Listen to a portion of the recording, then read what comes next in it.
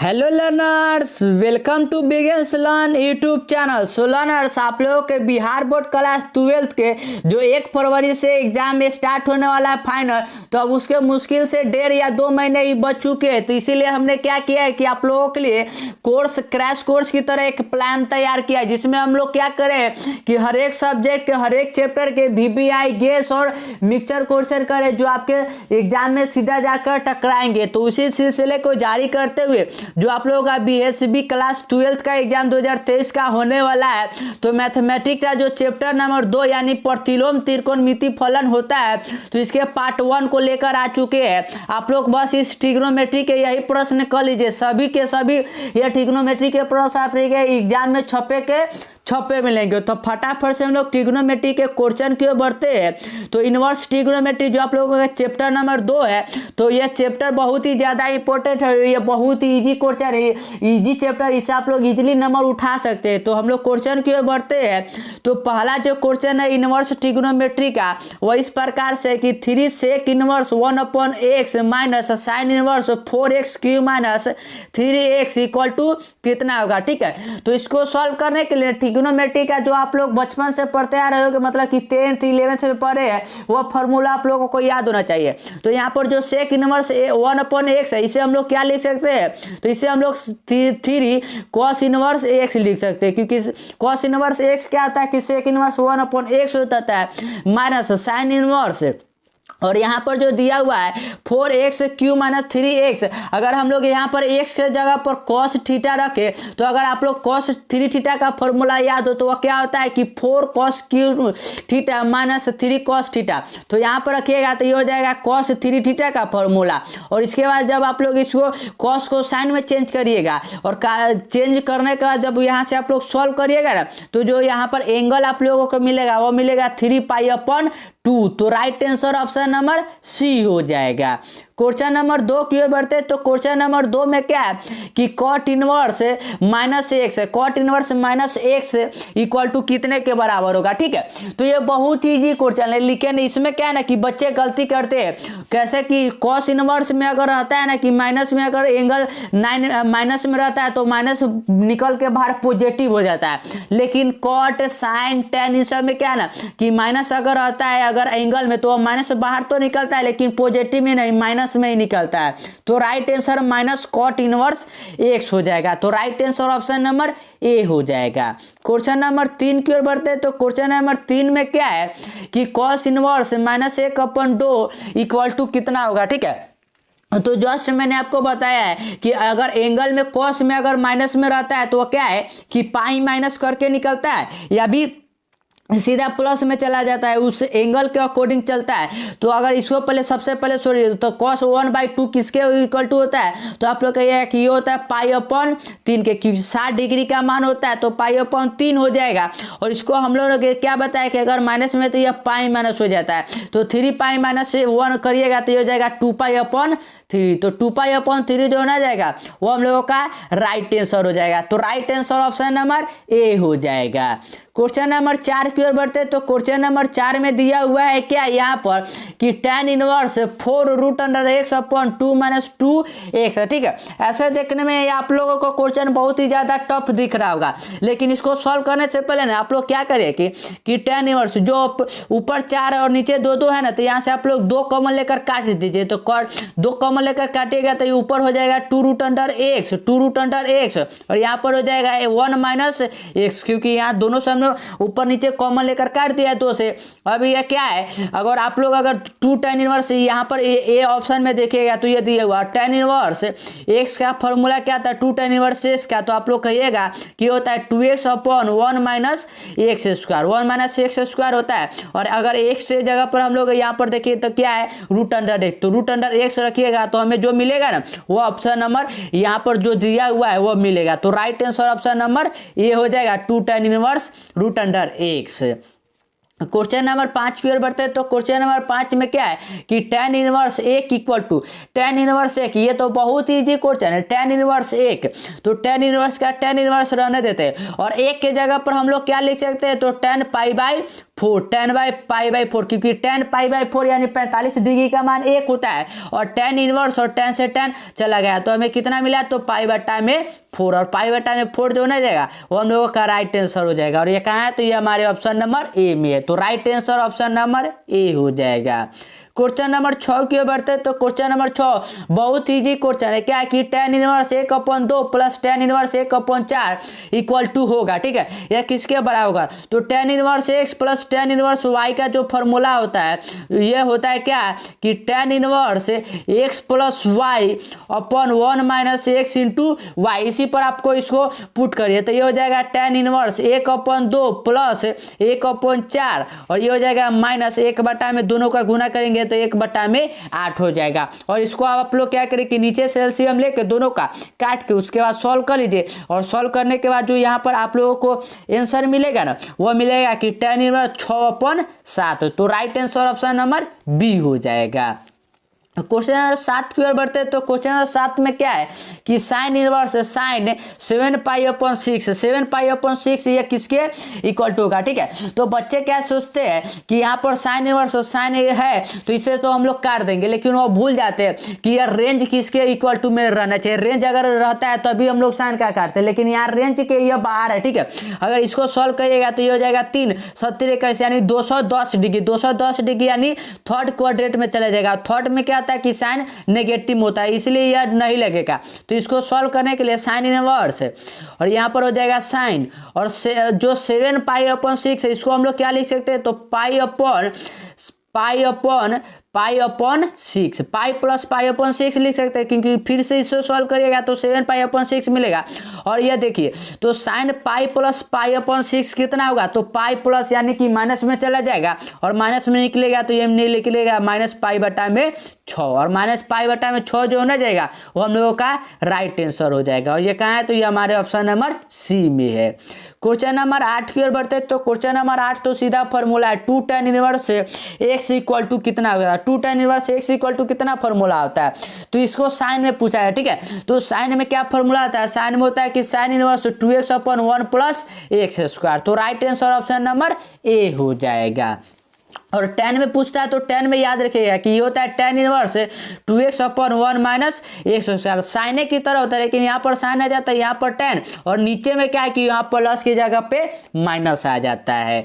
Question number 9 की ओर बढ़ते हैं। तो क्वेश्चन नंबर 9 तो बहुत ईजी क्वेश्चन है, क्या है कि sine inverse x plus cos inverse x equal to होता है sine inverse x plus cos inverse x equal to कितना होता है, तो याद रखिएगा कि यह होता है π/2 यानी 90 डिग्री के बराबर, तो right answer option number A हो जाएगा। और कॉस अगर यहाँ पर अगर आप लोगों से रहता है कि sec inverse x plus cosec inverse x वह भी किसके बराबर होता है, तो π/2 के, या tan inverse x plus cot inverse x तो वह भी π/2 के बराबर ही होता है।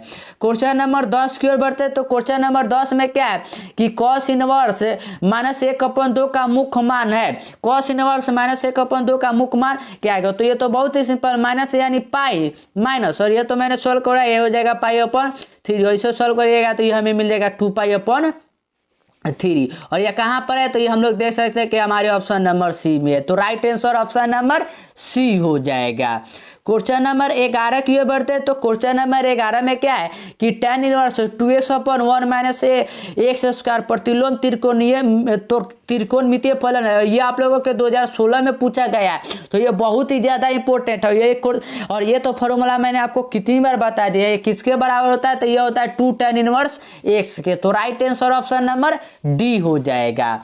क्वेश्चन नंबर 12 की ओर देखिएगा। तो ये क्या है कि 2 tan inverse 1/3 plus tan inverse 1/7 equal to होगा, ठीक है। ये किसके बराबर होगा, तो इसको सॉल्व करने के लिए ना सबसे पहले जो ये 2 tan इनवर्स 1/3 दिया हुआ है तो इसके जस्ट जो मैंने आपको लोगों को फॉर्मूला बताया है उसी पर पुट करके पहले इसको सॉल्व करिए, तो ये हो जाएगा 2/3 और नीचे में क्या होता है कि 1 माइनस x² यानी 1/9 हो जाएगा। और इसको सॉल्व करके उसके बाद tan inverse x plus tan inverse y का फॉर्मूला होता है ना, उसको पुट करके जब सॉल्व करिएगा ना तो जो यहाँ पर आप लोगों को आंसर मिलेगा वह आंसर मिलेगा कि π/4, कितना मिलेगा, π/4, तो right answer option number D हो जाएगा। क्वेश्चन नंबर 13 की ओर बढ़ते हैं। तो क्वेश्चन नंबर 13 में क्या है कि कॉस इनवर्स कॉस 7 पाई/6 ये किसके बराबर होगा, ठीक है।